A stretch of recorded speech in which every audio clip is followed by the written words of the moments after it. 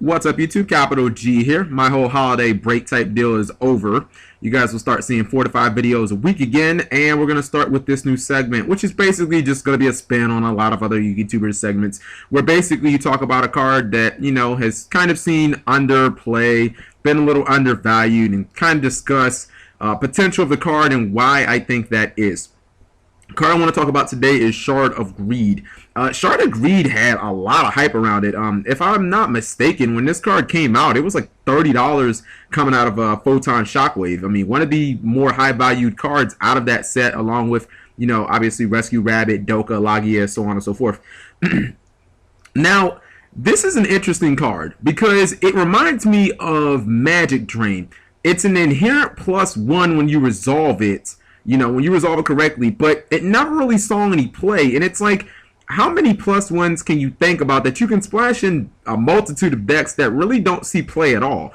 Now, this card is, I think it's actually comparable to Pod Duality. Like, Pod Duality was that card where people saw it and people immediately maxed out on it because they saw the potential for deck thinning. They saw the potential to reach cards that, you know, you wouldn't normally be able to get to and get your combo pieces. But with all the restrictions on it, it's kind of funny that people, you know, instantly saw Pod Duality as near staple, especially in like anti-meta and slower decks, but Shard of Greed, for the most part, never really saw any play. Now, I do have some reservations of Shard of Greed. I mean, you guys know that it takes 2 turns basically for you to get that +1, but it still is a +1 and it lets you draw 2 cards. I mean, drawing 2 cards, that's the Pot of Greed effect. I mean, but there are some reservations I have about this card because it doesn't fit well in just every deck, and that might be the reason why Pot of Duality sees more play than Shard of Greed.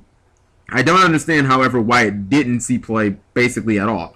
Like, Shard of Greed, it does accomplish a bunch of things. Number one is it baits out spell and trap removal, and that can be important because when you're playing decks where you're kind of reliant on a continuous spell or trap, that's kind of big because, you know, your opponent has that MST, they have that effect that can blow up a card, like maybe Breaker the Magical Warrior, and it makes them more likely to use it on a card like Shard of Greed, you know, where your other card might be protected longer.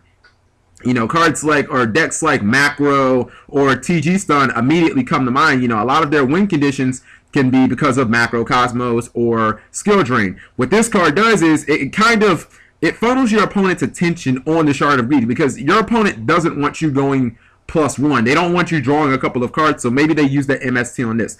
Now, I will say this. This card works best in slower paced decks. Decks like I just named. Decks like, you know, Macro. Decks like T.G Stun, which is the most optimal deck in my opinion for it. Another deck that I like this in is Watts or Chaos Stun too. And the reason I say that is because to play this card effectively, you do have to wait 2 turns to reap the benefits. If you're playing a deck like Heretics or Windups, you don't want to outpace the card. And what I mean by that is you don't want to have, oh my goodness, I open with this ridiculously good OTK or ridiculously good lockdown play. You know, by turn 2, pretty much the game is already decided. Turn 2, turn 3, you know, decks like that where you can just open Magician Shark, or with Heretics, you can just open with an OTK hand. It's like Shard of Greed, it's just a wasted resource because by the time that you'd be able to resolve it, the game's already been decided. You've already got your nuts opening. You've already basically done what you needed to do. Decks that grind well run this card really, really effectively because this card works best in decks where you don't have to rely on one single thing. This is the reason why I think that this card works so well in TG Stun. People might say, oh, skill drain, skill drain, skill drain. I mean, you don't necessarily need skill drain to win with TG Stun. You can simply, you know, use the resource that every monster in your deck floats and that, you know, the deck plays removal for days and a lot of your beat sticks are pretty much expendable and win that way.